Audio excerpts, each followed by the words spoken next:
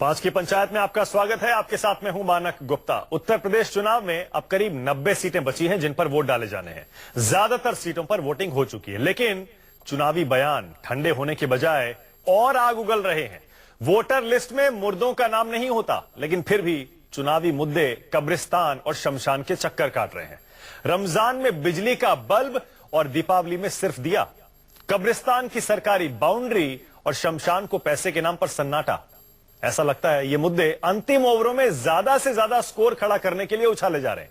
साक्षी महाराज, जो साधु हैं लेकिन बीजेपी में फायर ब्रांड कहे जाते हैं, उन्होंने आज अंतिम संस्कार की परंपराओं को ही बदल डालने का ज्ञान दे दिया। साक्षी महाराज चाहते हैं कि मुसलमान भी शमशान में ही अंतिम संस्कार कर लिया करें। इससे खेती के लिए जमीन तो मिल ही जाएगी, दुनिया से आतंकवाद भी खत्म हो जाएगा। आपको उनका बयान सुनवाएंगे जिसमें यह पूरी फिलॉसफी आपको समझ आ जाएगी। लेकिन पहले आपको वो मुद्दा बता देते हैं जिस पर आज बहस करने जा रहे हैं। पांच की पंचायत में हमारा सवाल यही है, साक्षी महाराज ने क्यों कहा कि मुसलमानों का भी दाह संस्कार होना चाहिए, और क्या कब्रिस्तान शमशान के मुद्दे से ही चुनाव जीत लेगी बीजेपी? इसी पर बहस होगी।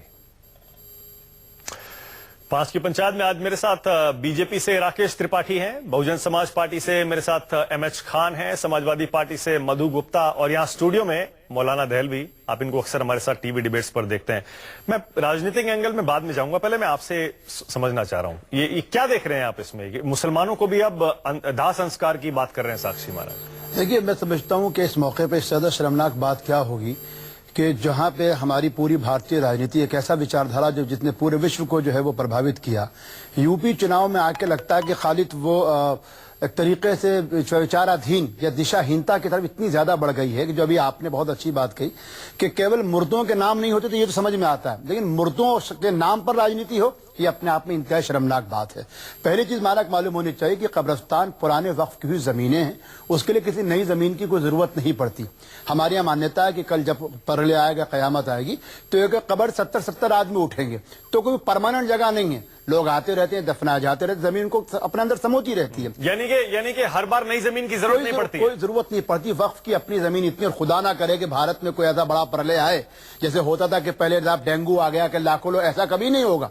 इसलिए मेरा कहना है, क्या शमशान हो क्या कब्र, उससे पहले जब दुनिया इस पे बहस कर रही है कि डेंगू का टीका बनना चाहिए, इस पे बहस कर रहा है, हम इस पे बहस कर रहे हैं कि मरने के बाद लोग कहां जाएंगे। यानी राजनीति का इससे बड़ा मुर्दाकरण और कहीं नहीं हो सकता। बताइए राकेश त्रिपाठी, आपके पास कोई मुद्दा बचा ही नहीं है, शमशान कब्रिस्तान के चक्कर लगाए जा रहे हैं आप लोग। राकेश त्रिपाठी, इससे तो यही संदेश मिल रहा है। और मोदी जी से असहमति जता दी है साक्षी महाराज ने, ये कहकर बोले कि बराबर नहीं बनने चाहिए। मोदी जी ने कहा था जितने कब्रिस्तान उतने शमशान। साक्षी महाराज कहने में सहमत नहीं हूं, वो बोले बनने ही नहीं चाहिए, एक ही जगह हो जाए सबका अंतिम संस्कार। बताइए।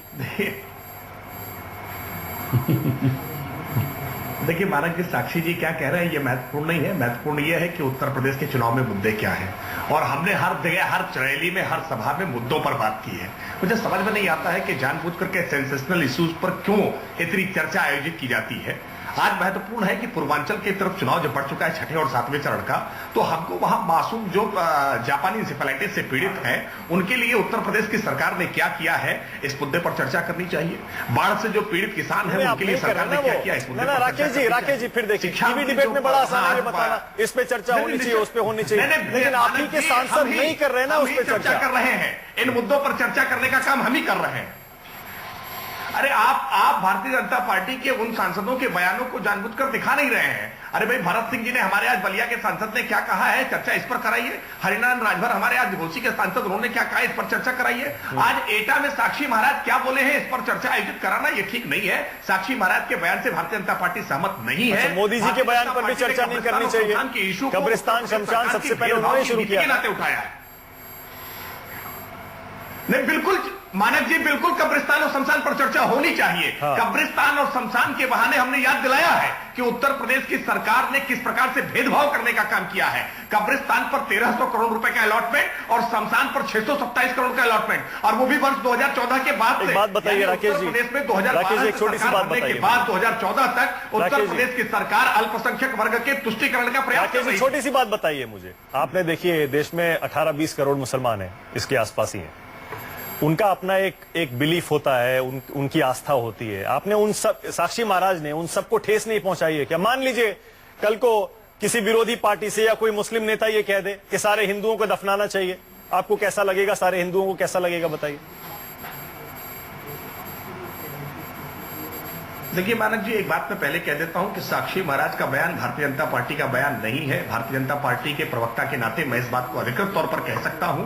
भारतीय जनता पार्टी उत्तर प्रदेश में उत्तर प्रदेश के मुद्दों के आधार पर चुनाव लड़ रही है और हमने कब्रिस्तान और शमशान की जब बात की है तो कब्रिस्तान और शमशान के आधार पर भेदभाव की बात की है कि कब्रिस्तान और शमशान में भी उत्तर प्रदेश की सरकार ने भेदभाव किया। हर बार यही होता है। साक्षी महाराज, योगी आदित्यनाथ, ऐसे सारे नेता बयान देते हैं, आप पल्ला झाड़ लेते हैं, उनके खिलाफ एक्शन होता नहीं है, तो फिर से इसी तरह के बयान देती हैं। यही आपकी स्ट्रेटेजी लगती है। एमएच खान, सही कह रहा हूं मैं? यही स्ट्रेटेजी होती है, इनसे बयान दिलवाओ और उसके बाद खुद को इस बयान से अलग कर लो। आपसे भी निवेदन करूंगा कि इस प्रकार का बयान चाहे साक्षी जी का हो या किसी व्यक्ति का हो, इस प्रकार के बयान को तवज्जो नहीं दी जानी चाहिए। जी मानक जी, आपकी बात बिल्कुल सही है और ये पहले छोटे लोगों से बयान दिलवाया जाता है, फिर बाद में प्रधानमंत्री जी खुद इस पे कूद पड़ते हैं। देखिए ये जो बयान आया है साक्षी महाराज का, महाराज तो मैं नहीं कहूंगा, साक्षी कहूंगा, इसलिए कि इनके पर बलात्कार का भी मुकदमा है, 302 का भी मुकदमा है, तो ये साक्षी है। अब जीत गए हैं, एमपी हो गए हैं, अलग बात है। लेकिन अगर ये भारतीय जनता पार्टी कहती है कि हमसे कोई लेना देना नहीं है, तो कभी योगी आदित्यनाथ कहते हैं उनका पर्सनल बयान है। अरे ये बात आती कहां से है? ये देखिए, अभी मौलाना साहब कह रहे थे कि कब्रिस्तान है, कब्रिस्तान में 70 आदमी नहीं निकल सकता है, 70,000 आदमी क़यामत के दिन में निकलेगा। तो इसलिए कब्रिस्तान की जगह छोटी नहीं पड़ती है। 70 आदमी नहीं, 70,000 आदमी निकलेगा एक कब्र से। तो कब्र हमारी मिटती है फिर बनती है, और यह हुक्म भी है कि कब्र को पक्का ना करो, कब्र को मिटने दो। कब्र मिट जाएगी तो दूसरे आदमी दफनाया जाएगा। यह पर्सनल नहीं मामला नहीं, धार्मिक मामला है। इस पर बयान देना किसी और का, ये दूसरे के धर्म पर आघात पहुंचाने वाली बात है, तकलीफ पहुंचाने वाली बात है। ये आप समझ लीजिए कि ये राजनीतिकरण नहीं है, ये वैमनस्यता फैलाने वाली बात है। ये किसी आधार पर वोट लेना चाहते हैं, धुरीकर कर सके। और मतलब ये प्रोपेगेंडा है, मतलब ये प्रोपेगेंडा हुआ ना। इसका मतलब देखिए खान साहब, इसका मतलब ये प्रोपेगेंडा हुआ कि सारे हिंदुओं में ये गलत संदेश दे दो कि मुसलमान जब कब्र बनाते हैं तो धीरे धीरे जमीन पर कब्जा कर लेते हैं। ये प्रोपेगेंडा हुआ इसका मतलब? हाँ, गलत, बिल्कुल प्रोपेगेंडा है, बिल्कुल प्रोपेगेंडा। और उसका कंडम करता हूं मैं इस चीज को कि मुसलमान कब्रिस्तान में कहीं जमीन किसी का नहीं लेता, मस्जिद बनाता है अपनी जमीन पर। मानक, इसमें एक दिलचस्प बात है कि आपने एक बहुत ही कब्जा नहीं करता। बिल्कुल, मधु जी एक सेकंड में आ रहा हूं। बहुत ही सार्थक बहस करी और इसमें हमारे हिंदू भाइयों को भी मालूम होना चाहिए कि कब्रिस्तान के लिए जमीन का खरीद के उसको वक्फ करना जरूरी है। यानी वो कब्जा भी जमीन पर नहीं बन सकता, वक्फ होना जरूरी है, क्योंकि मरने के बाद खरीदता है ये खरीद वो पुराने लोगों ने वक्फ, जैसे मैंने कोई जमीन का टुकड़ा लिया और उसके बाद मैं उसको वक्फ कर दूंगा। यानी अगर ताजमहल की भी आप बात करें तो ताजमहल भी वक्फ ही माना जाएगा, क्योंकि वहां कब्र है। तो मरने के बाद ये अकीदा है कि शरीर जो है वो ईश्वर या खुदा का है, इसलिए वो जो जगह है वो भी खुदा की होगी। और ये जो बार बार जो प्रोपेगेंडा हमारे त्रिपाठी जी कर रहे हैं, उनको मालूम होना चाहिए, ये बात आप भी अपने शो में कह चुके हैं कि कब्रिस्तान की जमीन उत्तर प्रदेश सरकार ने नहीं दी, बल्कि उसकी जो बीघो जमीन थी उस पर जो बाउंड्री होनी थी, उस बाउंड्री के लिए पैसा दिया गया। जहां तक शमशान की बात है, आप जानते हैं किसी गाँव में शमशान नहीं होता है। गाँव हमेशा, मेरे घर पड़ोस के अंदर मिश्रा जी हैं और उनके खुदा करे वो सलामत रहे, उनके घर में जितने भी उनके बड़ों की इंतकाल हुआ या उनका इस दुनिया से रुखसत हुए, दिल्ली में उनको निगम बोध नहीं ले गए, बल्कि हम जितनी बार भी गए उनके साथ हम जो है आपके गजरोला के पास जो गंगा जी है वहां जाकर उनका दाह संस्कार हुआ। इसलिए मान्यताओं को मत छेड़िए।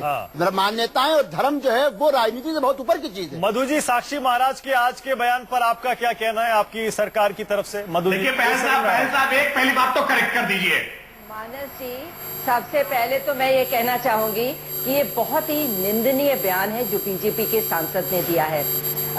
देखिए, ये उन्होंने, आप जानते हैं सांसद वो है और कोई भी सांसद बनता है संविधान की शपथ लेता है और बनता है, और शपथ में ये कहते हैं कि हम किसी तरीके का राग द्वेष नहीं फैलाएंगे। लेकिन जिस तरीके का विघटनकारी राग द्वेष, पोलराइजेशन के लिए बातें हो रही हैं, शुरू हुई थी घर वापसी से, लव जिहाद से, आगे बढ़ा बढ़ के उन्होंने कहा कसाब तक भी आए, शमशान कब्रिस्तान तक आए, फिर उसके बाद आते आते रामलला तक आए, क्योंकि वो तो हर चुनाव में आते हैं। और बात इतनी बढ़ गई है कि आप परंपराओं से खेल रहे हैं। हर धर्म की अपनी परंपरा होती है। ये कौन होते हैं कहने वाले? चुनाव आयोग को इसका संज्ञान लेना चाहिए और कड़ी से कड़ी इसमें जो भी एक्शन होता है वो लिया जाना चाहिए और प्रधानमंत्री जी को भी ले जाना चाहिए। कैसे कोई सांसद जो संविधान की शपथ ले वो कैसे धज्जियां उड़ाए संविधान की, ये इसको इग्नोर नहीं किया जा सकता है। इसका पूरा संज्ञान होना चाहिए। ठीक है, आपकी मांग है कि प्रधानमंत्री कार्रवाई करें, चुनाव आयोग संज्ञान ले। राकेश जी मुझे एक बात बताइए। राकेश जी, साक्षी महाराज का बयान बहुत सिंपल है वैसे तो, उन्होंने बहुत साफ शब्दों में जो कहना है कहा है, कोई लाग लपेट नहीं की है।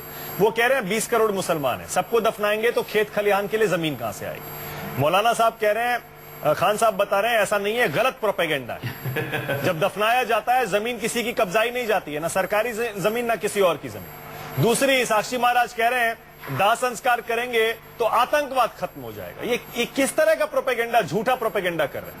आतंकवाद खत्म करेंगे मुसलमानों के दाह संस्कार से? राकेश जी देखिए मानक जी, मैंने पहले ही कहा कि साक्षी महाराज का बयान साक्षी महाराज से समझिए, भारतीय जनता पार्टी के बयान भारतीय जनता पार्टी के प्रवक्ता से समझिए।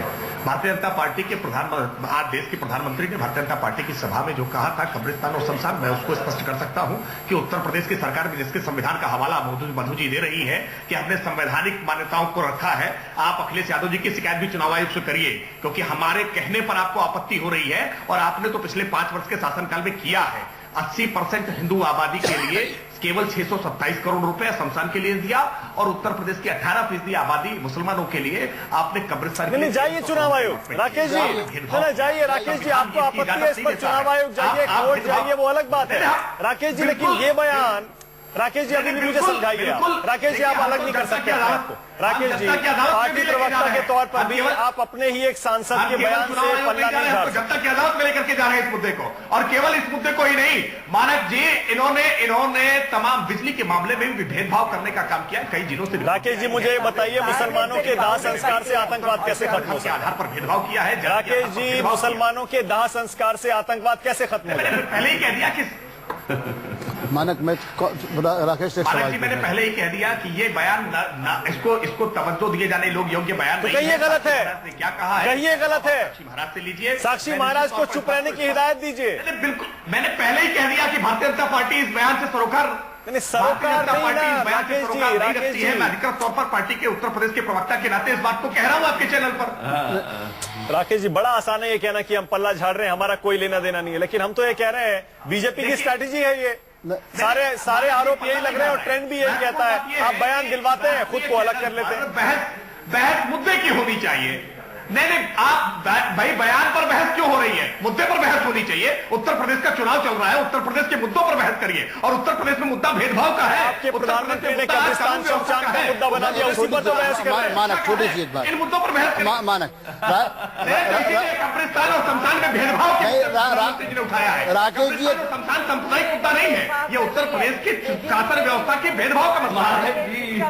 अच्छा एक सेकंड, मौलाना साहब कुछ पूछ रहे हैं राकेश जी आपसे। मधु जी एक सेकंड, मधु जी एक सेकंड। राकेश जी आप यकीनी तौर से एक बेहतरीन तरीके से अपना पक्ष रख रहे हैं। मैं 2 बातें आपसे पूछना चाहता हूं। मुद्दा यह है कि इस चुनाव से पहले जो हमारी सर्जिकल स्ट्राइक को लेके और हमारे सेना ने जो कार्य किया, हमारा सीना 56 यानी जम्मू कश्मीर के अंदर आतंकवादी घटनाएं बढ़ी, आज भी हमला हुआ। दूसरी चीज मैं आपसे पूछना चाहता हूं, भेदभाव छोड़ दीजिए, प्रधानमंत्री ने अपनी पार्लियामेंट्री कॉन्स्टिट्यूएंसी के अंदर जो गांव गोद लिया था उसमें बदकिस्मती से या सहयोग से ही या किसी भी तरीके से, मैं उस पर बहस में नहीं जाऊंगा, ऐसा गांव लिया था जहां एक भी मुसलमान नहीं है। उसके बावजूद भी उस गांव के अंदर सरपंच का चुनाव यानी कई चुनाव के अंदर अगर बीजेपी हार रही है तो मुझको आप बताएंगे ये कौन सा मुद्दा है? क्या इस पर चर्चा नहीं होनी चाहिए? हिंदू मुसलमान छोड़ दीजिए आप। राकेश जी, मौलाना ताहिर साहब, हिंदू कौन है मुसलमान कौन है इसका फैसला आप करते रहिए। हमने 52 लाख जब गैस उत्तर प्रदेश कनेक्शन बांटे हैं तो उसमें इस बात का फैसला नहीं किया कि कितने हिंदू को मिल रहा है, कितने ब्राह्मण को मिल रहा है, कितने मुसलमान को मिल रहा है, कितने सिया को मिल रहा है, कितने सुन्नी को मिल रहा है। हमने विकास की परिभाषा में कभी भी जाति और मजहब के आधार पर भेदभाव नहीं किया है। हमने जब 4 लेन की बात की है तो 4 लेन पर यह नहीं तय किया है कि इस पर ब्राह्मण चलने वाले हैं या सुन्नी चलने वाले हैं। हमने विकास की परिभाषा को हमेशा समस्त नागरिकों की परिभाषा में देखा है। इसलिए आप इस तरह की बात कहते कहते हैं कि जयपुर गांव में मुसलमान नहीं है। अरे भाई, पूरे वाराणसी के कायाकल्प करने के लिए हमने जो प्रयास किए हैं और पूरे देश में आज जो प्रतिष्ठा हमने हिंदुस्तान की बढ़ाई है, अरे सऊदी ठीक है राकेश जी, एक सेकंड, पर भारत का झंडा, ठीक है राकेश जी, मेरे पास टाइम भी खत्म हो रहा है, टाइम भी मेरे पास खत्म हो रहा है। राकेश जी एक सेकंड, राकेश जी मेरे पास टाइम भी खत्म हो रहा है। एमएच खान, मधु गुप्ता 20-20 सेकंड में आपको दे सकता हूं। एमएच खान 20 सेकंड, सिर्फ 20 सेकंड क्लोजिंग। साक्षी महाराज का मुंह कैसे बंद होगा? देखिए, मैं यही कहना चाहता हूं कि आज समाज में मुर्दों पे राजनीति हो रही है कि मुर्दे दफनाए कैसे जाएंगे और जलाए कैसे जाएंगे। अरे आज जिद्दा जो लोग हैं मर रहे हैं, किसान मर गया नोटबंदी के बाद, बुआई नहीं कर पाया, दिहाड़ी मजदूर अपनी मजदूरी नहीं ले पाया, और बाहर में जो नौकरी लोग करते थे वो भाग भाग के अपने गांव में चले गए। ठीक है मधु गुप्ता जी, आपका टाइम शुरू हो रहा है, 20 सेकंड। एमएच खान साहब नहीं हो रही है क्लोजिंग, मधु गुप्ता 20 सेकंड। जी, समाजवादी पार्टी विकास की राजनीति करती है। हमने जो डेवलपमेंट उत्तर प्रदेश में पिछले 4.5 साल में किए, उन मुद्दों को लेकर हम चुनाव साक्षी महाराज के बयान से आपको कोई आपत्ति नहीं है? वाले भ्रम पैदा करने वाले बीजेपी, जी बहुत आपत्ति है। हम तो जी इनके नेतृत्व को ऐसे सांसद को बर्खास्त करना चाहिए। जो भी स्ट्रिक्ट से स्ट्रिक्ट एक्शन हो वो लिया जाना चाहिए। मुद्दों पर चुनाव होना चाहिए, डेवलपमेंट पर चुनाव होना चाहिए, और बीजेपी को बताना चाहिए। बिल्कुल ठीक है, बिल्कुल ठीक है। देखिए, दो बातें बहुत साफ हैं, दो बातें बहुत साफ हैं। बीजेपी के सांसद हैं साक्षी महाराज, अगर कोई भड़काऊ बयान देते हैं, जहरीला बयान देते हैं, आग उगलते हैं, बीजेपी अपने आप को उससे अलग नहीं कर सकती। या तो एक्शन लीजिए या उन्हें चुप करिए।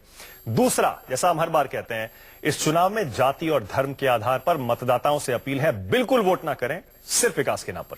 बहुत बहुत शुक्रिया 5 की पंचायत में आने के लिए राकेश त्रिपाठी, एमएच खान, मधु गुप्ता और मौलाना दहलवी, बहुत बहुत शुक्रिया। एक छोटा सा ब्रेक लेंगे, ब्रेक के बाद क्रिकेट हाउसफुल।